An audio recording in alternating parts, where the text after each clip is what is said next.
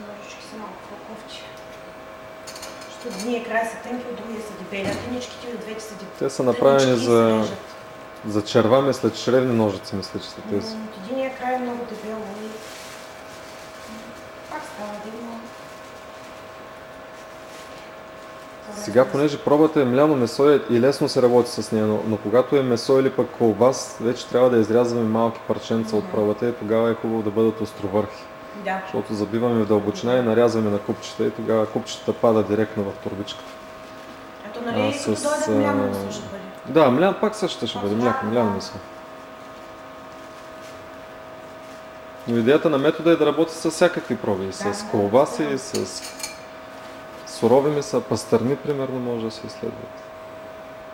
И тогава е хубаво да бъде с остър връх.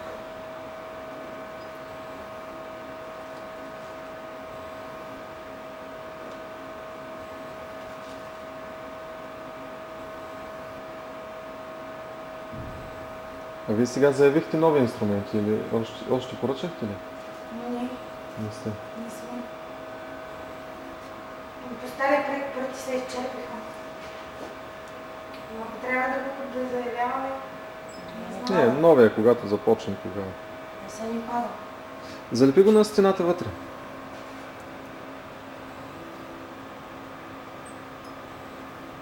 Не може ли? Тя сигурно тази майсининско е по... Да.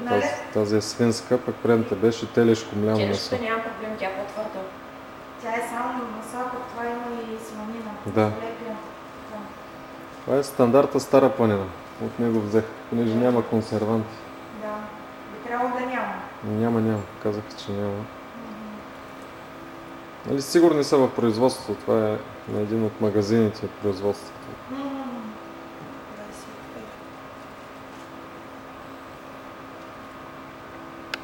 Просто само трябва на върхчето.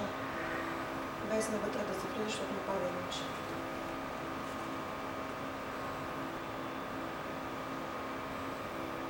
Тя ножичката е широка отпреди като шпатула и задържа върху себе си. Точно това е.